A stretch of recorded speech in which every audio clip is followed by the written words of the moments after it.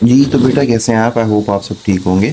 आज की वीडियो में बात करेंगे हम आपसे कॉन्सेप्ट असेसमेंट 5.1 की और इसके क्वेश्चन आंसर्स की तरफ चलते हैं। Describe the formation of cations for the following metal atoms. Okay, so formation of cations बताना है आपने, ठीक है। तो आपको पता है बेटा कैटायंस जो हैं वो बनते हैं when you lose electron from the atom. और याद रखिएगा जब भी इलेक्ट्रॉन लूज़ करेंगे तो इलेक्ट्रॉन हेड की तरफ जो है वो लिखा जाएगा, जिस तरह ही एरो है और हेड की तरफ मैंने इलेक्ट्रॉन लिखा हुआ है, and that is called oxidation. तो लिहाजा लिथियम ने जो है वो क्या किया है, इलेक्ट्रॉन को लूज़ कर दिया। इसके दो शेल्स थे, ठीक है, दैट्स द न्यूक्लियस। तो इस शेल में से ये इलेक्ट्रॉन अब चला गया। सो अब इसका एक ही शेल है जिसमें दो इलेक्ट्रॉन्स हैं और लिथियम ने फॉलो कर लिया है किसको, हीलियम को, इसलिए इसका डुप्लेट हो गया है। इसी तरह से एल्यूमिनियम है, इसके जो है हमारे पास तीन शेल्स हैं और आखिरी शेल में तीन इलेक्ट्रॉन्स हैं, तो इसका जो कैटायन बनेगा वो तीन इलेक्ट्रॉन लूज़ करने के बाद बनेगा। तो first shell, second shell, third shell में ये तीनों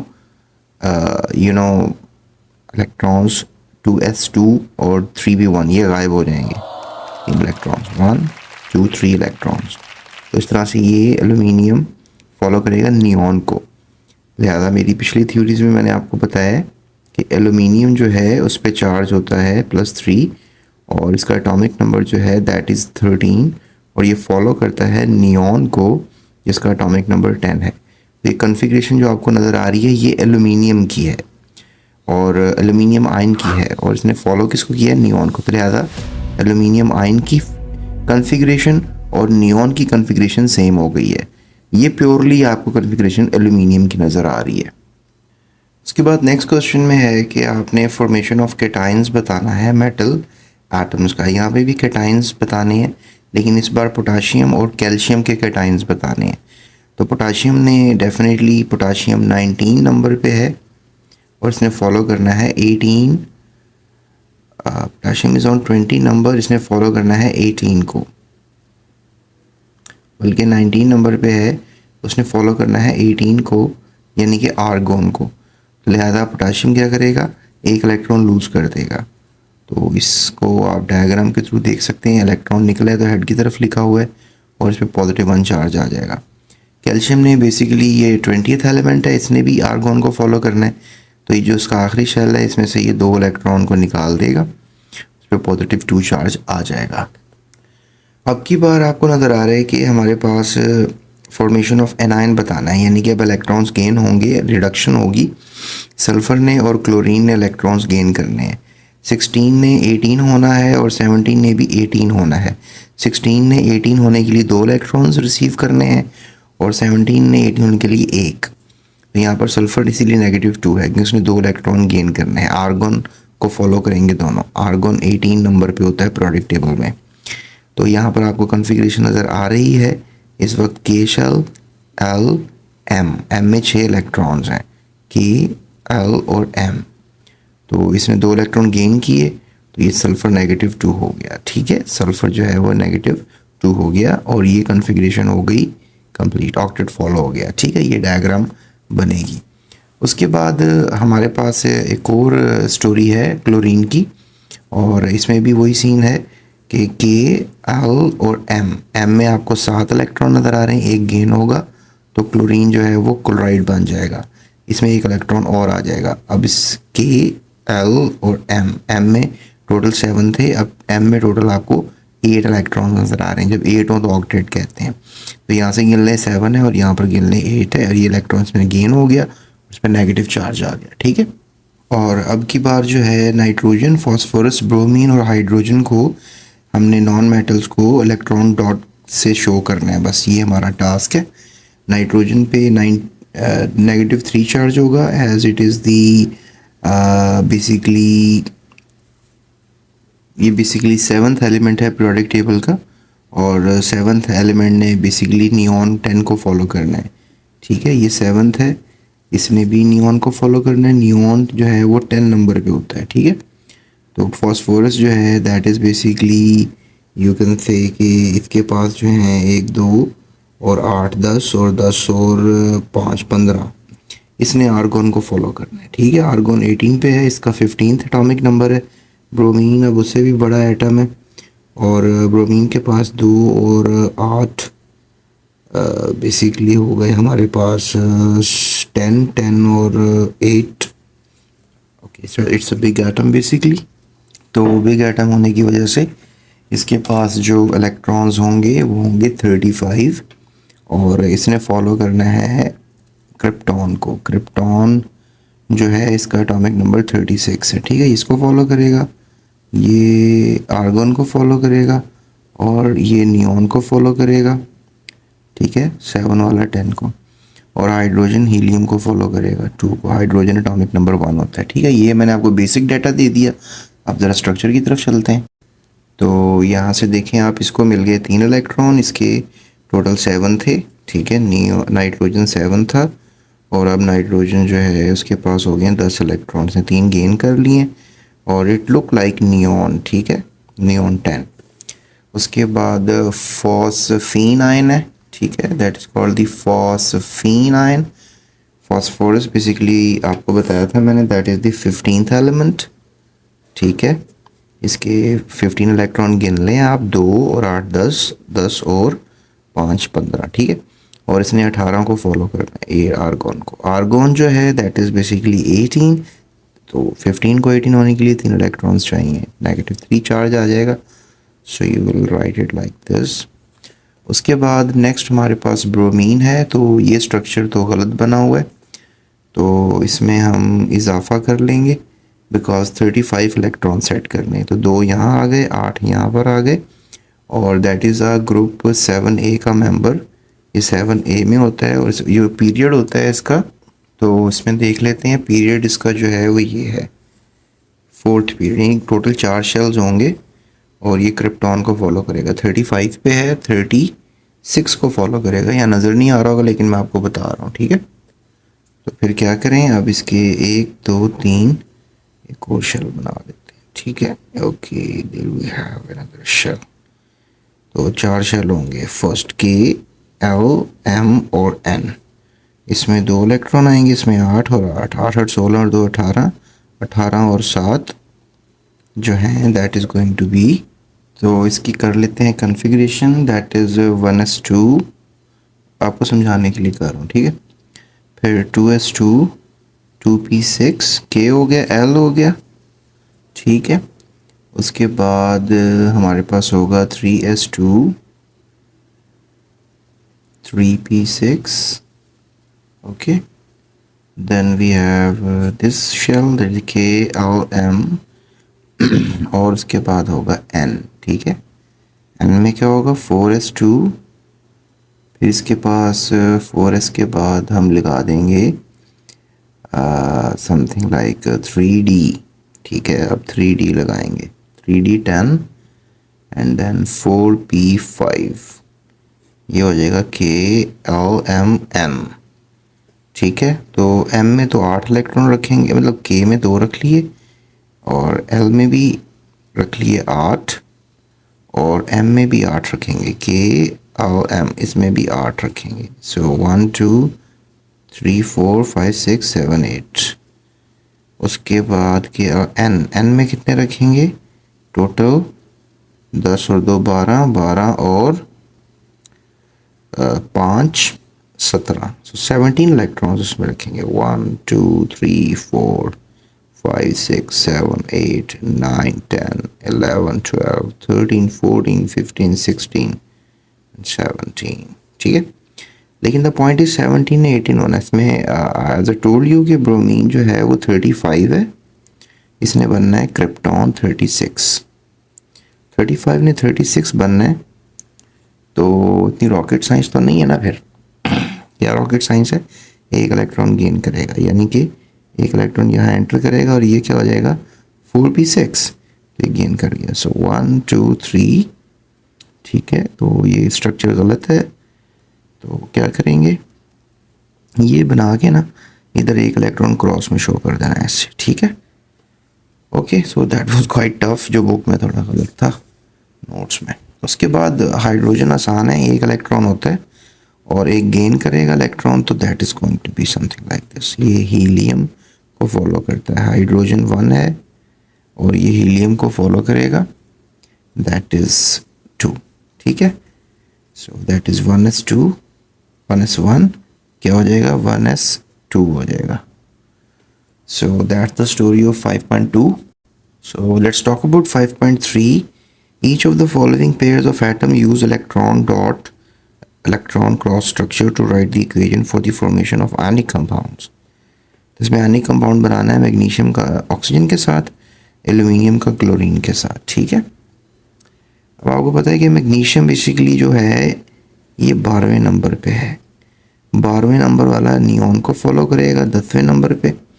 ऑक्सीजन जो है वो 2 और 6 8, ऑक्सीजन 8वें नंबर पे है, तो ये भी नियॉन को ही फॉलो करेगा। ठीक है, 10वें, 8 ने 10 होना है -2 होके, और 12 ने 10 होना है +2 होके। इसने ये अपने 2 इलेक्ट्रॉन निकाल देगा दूसरे तीसरे शेल में से, और ये अपने दूसरे शेल में जो है वो K और L ये इलेक्ट्रॉन 2 गेन कर लेगा। मैग्नीशियम पॉजिटिव बन गया और ऑक्सीजन ने 2 इलेक्ट्रॉन गेन किए, नेगेटिव बन गया। ये स्ट्रक्चर हो गया। ठीक है, एल्यूमिनियम और क्लोरीन है, तो ये भी इतना मुश्किल नहीं है। एल्यूमिनियम जो है वो है 13वें नंबर पे, और ये नियॉन को फॉलो करेगा 10वें नंबर को। ठीक है, और क्लोरीन जो है दैट इज़ 17, ये आर्गन को फॉलो करेगा जो कि है 18वें नंबर पे। एक इलेक्ट्रॉन गेन करना है इसने एक इलेक्ट्रॉन को जो है 3 इलेक्ट्रॉन को लूज़ करना है। इसके तीनों इलेक्ट्रॉन 3 एटम्स के पास जाएंगे। ठीक है, और इस तरह से फिर जो मैंने आपको पहले भी स्ट्रक्चर समझाए थे, तो इस तरह स्ट्रक्चर बन जाएंगे। फॉर्मूला क्या बनेगा कि जो एल्यूमिनियम है, एक एल्यूमिनियम 3 क्लोरीन, वो एल्यूमिनियम ट्राइक्लोराइड बना के रहेंगे ऐसे। एक एल्यूमिनियम के साथ 3 क्लोरीन रहेंगे। पहले क्या था, एक ही एल्यूमिनियम था और 3 क्लोरीन थे। ठीक है, लाइक दिस। अब ये इकट्ठे रह रहे हैं। ठीक है, एल्यूमिनियम ट्राइक्लोराइड के नाम से। अब जो सवाल किया जा रहा है 5.4 में, recognise the following compound as ionic. ठीक है, पता लगाओ आयनिक कौन से हैं। रिकग्नाइज पता लगाना, having ionic bond. Ionic bond किस में है, potassium chloride, aluminium trichloride, magnesium fluoride, sodium fluoride, sodium bromide. अब पोटाशियम क्लोराइड जो है वो एक इलेक्ट्रॉन लूज़ करेगा, क्लोरीन गेन करेगा और बन जाएगा potassium chloride. Transfer of electron, ionic bond हो गया। उसके बाद एल्यूमिनियम ट्राइक्लोराइड, एल्यूमिनियम अभी आपको सिखाया था, एल्यूमिनियम के पास होते हैं आउटर शेल में 3, एक एक दे देगा, तीनों इलेक्ट्रॉन्स इधर आ गए, एल्यूमिनियम +3 हो गया, ट्रांसफ़र ऑफ इलेक्ट्रॉन हो गया, that is also ionic bond. फिर है मैग्नीशियम फ्लोराइड। ठीक है, क्या है मैग्नीशियम फ्लोराइड, ये भी आयनिक कंपाउंड होगा। 2 मैग्नीशियम के पास आउटर शेल में इलेक्ट्रॉन्स हैं, एक एक आ गया फ्लोरीन के पास और मैग्नीशियम फ्लोराइड बन गया। ठीक है, मैग्नीशियम फ्लोराइड ट्रांसफ़र हुआ 2 इलेक्ट्रॉन का 2 फ्लोरीन के पास। फ्लोरीन पीरियोडिक टेबल का 9th एलिमेंट है, ये भी नियॉन को फॉलो करेगा। और मैग्नीशियम जो है वो 12वें नंबर पे है, ये भी नियॉन को फॉलो करेगा। उसके बाद सोडियम फ्लोराइड है। सोडियम फ्लोराइड डेफिनेटली सोडियम 11वें नंबर पे है, नियॉन को फॉलो करेगा। फ्लोरीन फिर 9वें नंबर पे है, नियॉन को फॉलो करेगा। तो सोडियम लूज़ करेगा, फ्लोरीन गेन करेगा, एक एक इलेक्ट्रॉन का ट्रांसफ़र हो जाएगा। ठीक है, सोडियम फ्लोराइड कंपाउंड बनेगा। ये स्ट्रक्चर इन्होंने थोड़ा सा गलत बनाया हुआ है, मैंने आपको पहले भी बताया था। तो यहाँ पर सोडियम एक इलेक्ट्रॉन दे देगा, ब्रोमीन को आउटर शेल में इसके 17 होते हैं, ये गलत बनाया हुआ है इन्होंने।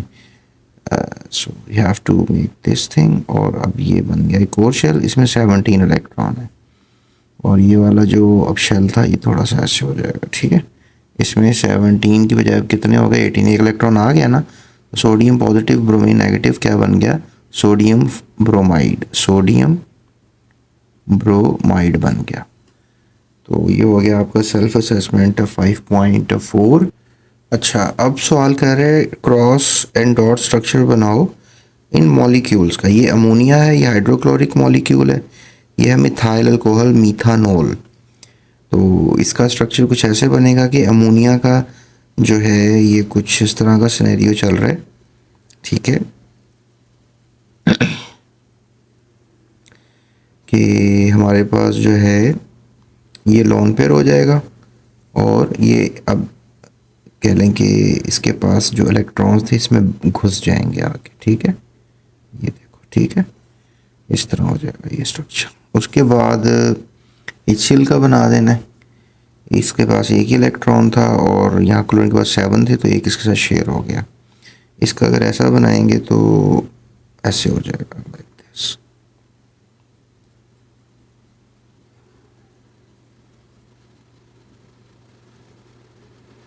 ओके, अब ये करीब आ जाएंगे। ओके, सो इस तरह का बन जाएगा, ठीक है। ये मैंने ऊपर की तरह बना दिया आपको, ये ऐसे जिस तरह इन्होंने इसको शो किया। ओके ओके, सो इसको और इसको, ओके। उसके बाद मिथाइल हाइड्रोक्साइड, ये मीथानोल कहते हैं इसको, ठीक है, मीथानोल है। तो कार्बन है, ठीक है, इसके पास आउटर शेल में 4 इलेक्ट्रॉन है और यह हाइड्रोजन आएगा इसके पास। ओके ओके, ये हाइड्रोजन आ गया, 3 हाइड्रोजन आ गए। उसके बाद यहाँ से हमारे पास ऑक्सीजन है, इसके पास है 1 2 3 4 5 6, ठीक है, ये 6 और ये हाइड्रोजन। ओके, अब ये वैसा स्ट्रक्चर बन गया, इसको बना लेते हैं आपकी बुक के हिसाब से। ये कार्बन था, इसके थे 4 इलेक्ट्रॉन और यहाँ से हाइड्रोजन आ गया, यहाँ से भी हाइड्रोजन आ गया, यहाँ से भी हाइड्रोजन आ गया, इसके 7 हो गए, कार्बन के 4 थे और ऑक्सीजन भी करीब आ गया, ठीक है। ये लोन पेयर होंगे, यहाँ था 1 इलेक्ट्रॉन और ये करीब हो गए और ये हाइड्रोजन आ गया। So that becomes the dot structure of methanol. इसके भी 8 हो गए, इसके भी 8 हो गए, इसके 2 हो गए, इसके 2 हो गए, इसके भी 2, इसके भी 2। इसने डुप्लेट को फॉलो किया, इसने ऑक्टेट को और इसने भी ऑक्टेट को। That makes an idea of the diagram जो मैंने आपको समझा दिया, ठीक है। ये अब 5.6 कर लेते हैं। क्रॉस डॉट स्ट्रक्चर बना दो, कार्बन डाइसल्फाइड ऑर्गेनिक सॉल्वेंट होता है और सल्फर और फास्फोरस को डिज़ोल्व करता है। नाइट्रोजन गैस हवा में होती है 78%, दैट इज़ ईथीन, इसको इथाइलिन भी कहते हैं। ये कुदरती गैस में कोई 20% होती है, जो घरों में गैस आती है ना उसमें 20% होती है। ये sulphur disulphide, carbon disulphide, carbon के 4 इलेक्ट्रॉन होते हैं और सल्फर के आउटर शेल में 6 होते हैं, ठीक है। तो इसका क्या सिनेरियो है ये देखें आप। सो क्या हुआ है यहाँ पे, 1 2 3 4 5 6, 1 2 3 4 5 6 और ये कार्बन के 2 थे और ये अब 2 और 2 4 हो गए। So that is not right, इसको कर लेते हैं, ठीक है। सो ये देखो 1 2 3 4, 1 2 3 4, 1 2 3 4 4 5 6, 1 2 3 4 5 6, ठीक है। ये बन गया स्ट्रक्चर। ये सही नहीं है, इसका कैसे बनाएंगे। कार्बन 1 2 3 4, ओके, सो ये बन गया।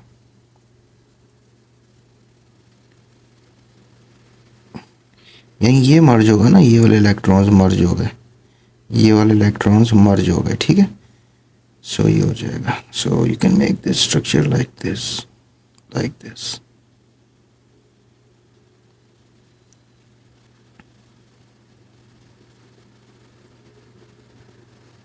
इसको ऐसे बना लेंगे, ठीक है। तुम कहोगे सर ये क्या कर दिया आपने, दोबारा बना देता हूँ, क्रॉस से बना देता हूँ कार्बन के, डॉट से बना देता हूँ सल्फर के। ठीक है, चलो ये सही हो गया। अब यहाँ पे देखो, ये नाइट्रोजन के आउटर शेल में होते हैं 5 इलेक्ट्रॉन्स, 2 3 4 5, इसमें भी 5 होंगे। ठीक है, 1 2 3 4 5, 1 2 3 4 5। ठीक है, अब आफ्टर रिएक्शन क्या होगा, ये करीब आ जाएंगे और ये ऊपर लोन पेयर होगा इनके। ठीक है, इसको अब सिंगल लाइन से शो कर दो, 3 लाइनों से, ये लोन पेयर हो गया। ये ऊपर लगा दो या साइड पे लगा दो, कोई टेंशन नहीं। 1 2 3 4 5 6, 1 2 3 4 5 6। ठीक है, ऑक्टेट पूरा हो गया ना इसका, 6 और 2 8, इसके भी 6 और 2 8। नाइट्रोजन 7 नंबर पे होता है, इसने फॉलो करना है नियॉन को 10वें नंबर पे। तो 3 इलेक्ट्रॉन इसको चाहिए थे, 3 इसको, इकट्ठे हो गए। दैट इज़ नाइट्रोजन गैस 78% हवा में मौजूद होती है। उसके बाद एक और डायग्राम है, दैट इज़ ईथीन। इसका ये इस तरह का स्ट्रक्चर होता है। ठीक है, और इसमें देखो आप 1 2 3 4, 1 2 3 4, यहाँ हाइड्रोजन आ गया। ठीक है, ये डॉट बना दो हाइड्रोजन, ये लो। ठीक है, अब ये किसका स्ट्रक्चर बन गया, इथाइलिन का। मैं से कह रहा हूँ इथाइलिन या इथीन। ठीक है, ये कार्बन का है, ये भी कार्बन का है, ये भी कार्बन का। ठीक है, 4 हो गए ना, 4 होते हैं आउटर शेल में। कार्बन का इलेक्ट्रॉन है, ये भी कार्बन का, ये भी 4 इसके हो गए। ये हाइड्रोजन हाइड्रोजन हो गया। ठीक है, सो यू कैन से कि जो ये 2 इलेक्ट्रॉन होते हैं इसको सिंगल लाइन से शो करते हैं, 2 इलेक्ट्रॉन को सिंगल लाइन से, फिर ये 4 इलेक्ट्रॉन्स को डबल लाइन से, फिर ये 2 इलेक्ट्रॉन्स को सिंगल लाइन से, यहाँ से भी सिंगल लाइन हो जाएगी। So that's the story, right. ये हो गया आपका 5.6 भी डन। चलो अब थोड़ी अफसाना नगारी कर लेते हैं। सवाल है 5.7 का पहला, पोलर और नॉन पोलर कोवलेंट बॉन्ड क्या होते हैं। पोलर ये जो पानी का है ना, अगर इलेक्ट्रोनेगेटिविटी फ़र्क होता है तो ये पोलर पानी की एग्जांपल में, और नॉन पोलर में अगर एटम्स दोनों सेम हो तो फिर ये नॉन पोलर होंगे क्योंकि इनकी इलेक्ट्रोनेगेटिविटी। इसमें अब ये एटम तो डिफरेंट है, लेकिन चूंकि ये दोनों डायपोल मोमेंट ज़ीरो कर देंगे कार्बन की, ये भी non polar. Carbon dioxide non polar होता है, और सल्फर डाइऑक्साइड, कार्बन डाइसल्फाइड भी नॉन पोलर होता है, सेम स्ट्रक्चर होते हैं। ठीक है, ये नोट डाउन कर लो। उसके बाद ये कोवलेंट बॉन्ड क्या होता है और नॉर्मल कोवलेंट बॉन्ड क्या होता है। चलो ये मैं समझाता हूँ तुम्हें। ये डिफरेंस ये होता है कि इसमें एग्जांपल को पहले समझ लो ना, BF3 और हाइड्रोजन फ्लोरीन, ट्राइफ्लोराइड और हाइड्रोजन अमोनिया, ये अमोनिया। ठीक है, थोड़ा क्लियर कर लें, ज़रा फिक्स कर लें।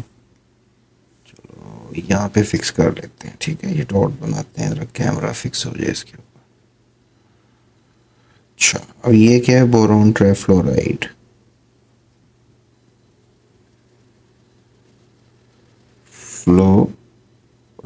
फ्लोराइड।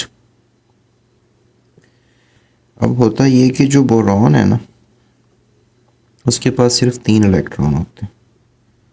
ठीक है, और उसने वो तीनों इलेक्ट्रॉन जो हैं,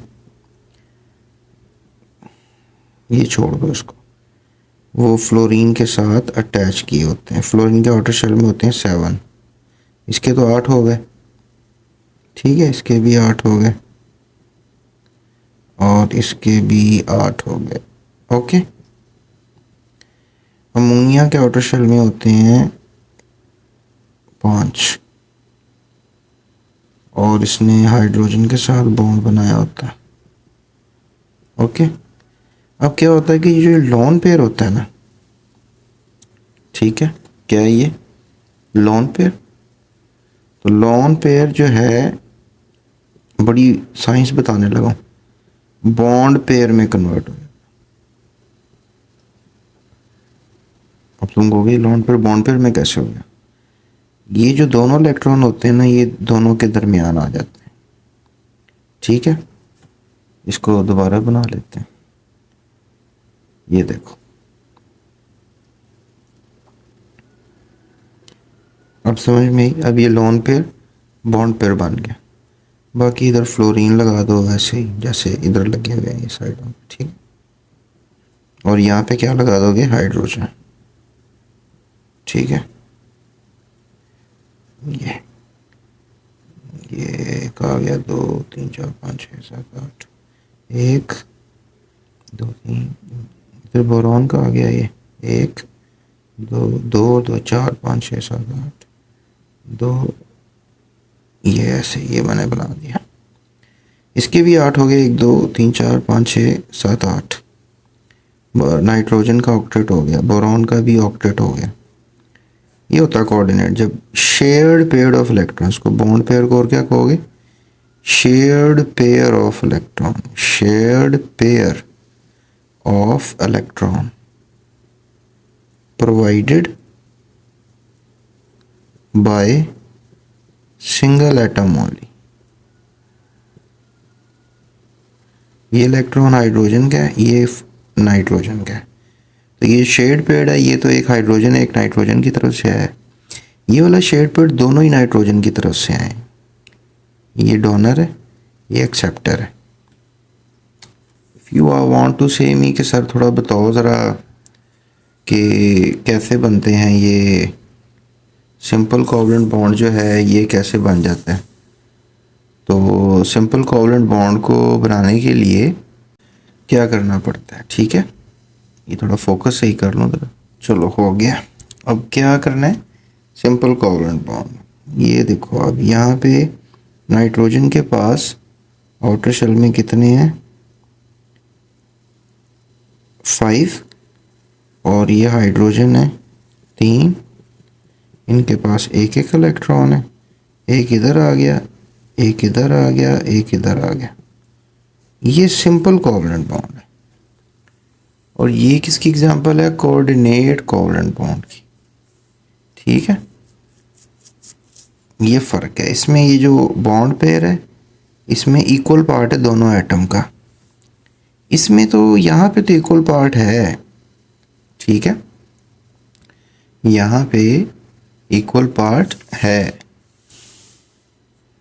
और कैमरा तंग कर रहा है, तो यहाँ पे इक्वल पार्ट है, यहाँ पे यहाँ पे यहाँ पे।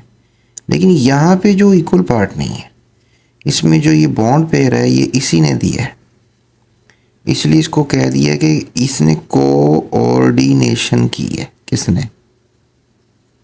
किसने की है कोऑर्डिनेशन? नाइट्रोजन ने। इसलिए जनाब इसको बोला गया कोऑर्डिनेट। कोवलेंट तो है तो शेयरिंग ही ना, कोऑर्डिनेट कोवलेंट बॉन्ड। तो अब ये स्टोरी सारी आप यहाँ से पढ़ लो, जो समझाया है इंग्लिश में सारा लिखा हुआ है इन्होंने। ठीक है, इसमें ये कोवलेंट बॉन्ड्स की एग्जांपल्स हैं। इसमें hydronium ion, nitric acid, sulphuric acid और अमोनियम आयन का बनना है। और ये कॉम्प्लेक्स जो भी मैंने बनाया था ये भी ऐड कर लो, BF3 और NH3 कॉम्प्लेक्स। ठीक है, इसको क्या कह दोगे? कॉम्प्लेक्स अभी मैंने बना के दिया आपको। फिर किसी वीडियो में मैं इनके वो प्रूव कर दूंगा आपसे कि इनमें कैसे होता है कोऑर्डिनेट कोवलेंट बॉन्ड। ठीक है, कमेंट करोगे तो बता दूंगा। तो काफ़ी इंटरेस्टिंग चैप्टर था। आई होप सो आपको समझ आ गई होंगी self assessments. Practice makes a man perfect. Practice करो और GS केमिस्ट्री को सब्सक्राइब करो। Thank you for watching. GS Academy.